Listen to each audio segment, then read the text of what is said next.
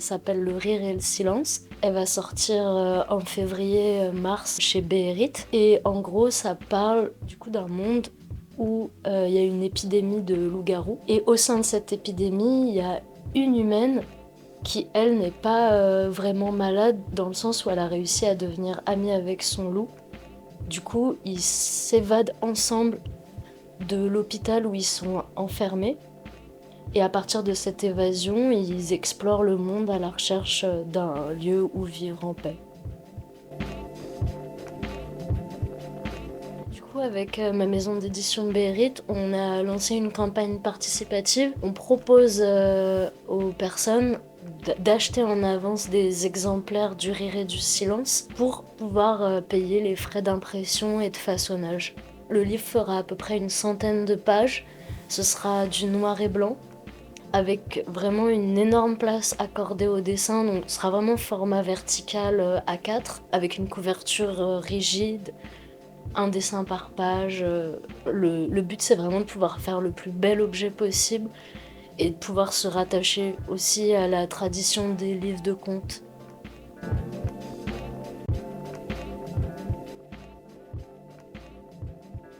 Au cours duquel j'ai rencontré une artiste clown qui s'appelle Pouk Person, et elle m'a raconté comment elle s'était faite renvoyer d'un centre de méditation silencieuse, parce que même en restant muette, elle faisait trop rire les autres personnes qui étaient là pour méditer. Comme l'anecdote de la clown m'a beaucoup inspirée, je l'ai transformée en un conte fantastique. Alors en gros, moi ce que j'ai trouvé vraiment intéressant, c'est qu'en plus ça rejoint l'essence même du clown, parce qu'au final le mécanisme qui déclenche le rire chez l'auditoire, c'est souvent jouer le jeu des codes sociaux à fond, mais de le jouer tellement fort que finalement tout le monde se rend compte à quel point c'est vraiment absurde.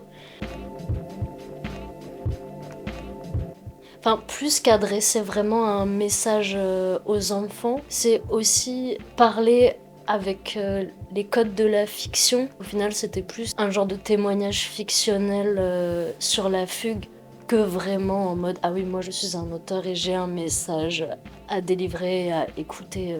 Plutôt que de raconter cette histoire telle qu'elle, j'ai préféré la transformer en élément un peu symbolique. Déjà parce que pour moi le conte c'est très intéressant parce que ça s'adresse à la fois aux enfants comme aux adultes, qu'il y a aussi des choses assez thérapeutiques, je trouve, et cathartiques dans les contes en eux-mêmes, parce qu'au final ils peuvent à la fois apporter des solutions aux enfants intérieurs des adultes, et pour les enfants qui sont encore en train de grandir, ça leur donne aussi des clés d'émancipation pour leur permettre de croître, d'avoir plus d'indépendance. Le fait de lire des histoires peut-être un peu plus sombres ou plus complexes ou plus intenses, ça peut leur permettre de vivre certains conflits tout en étant quand même protégés, parce que ça reste quand même de la lecture.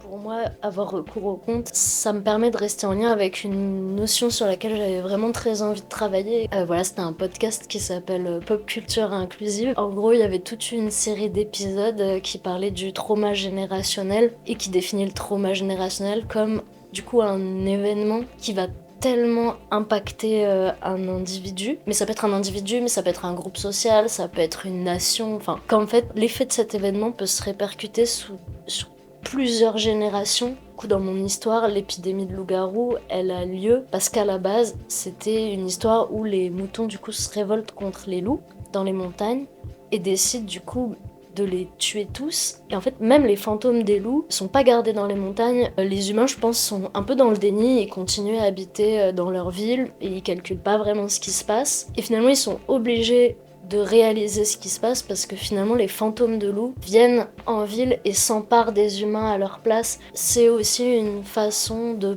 pouvoir parler et mettre des images concrètes sur des phénomènes psychologiques, mais en même temps, par le biais du fantastique, je trouve que ça permet aussi de poser un minimum aussi de pudeur sur les choses, et ça permet aussi de faire en sorte que le plus de personnes possible soient concernées.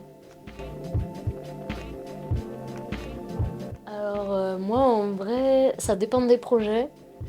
Mais pour cette BD, finalement, je travaille que à l'encre de Chine et au pinceau et au bic noir. Enfin, il y a d'autres moments où je vais travailler en couleur, où je vais essayer un peu, je sais pas, les pastels, les feutres. Je peux vraiment travailler avec plein de médiums différents. Mais oui, non, sur le Rire et le silence, c'est vraiment que bic et encre de Chine, quoi.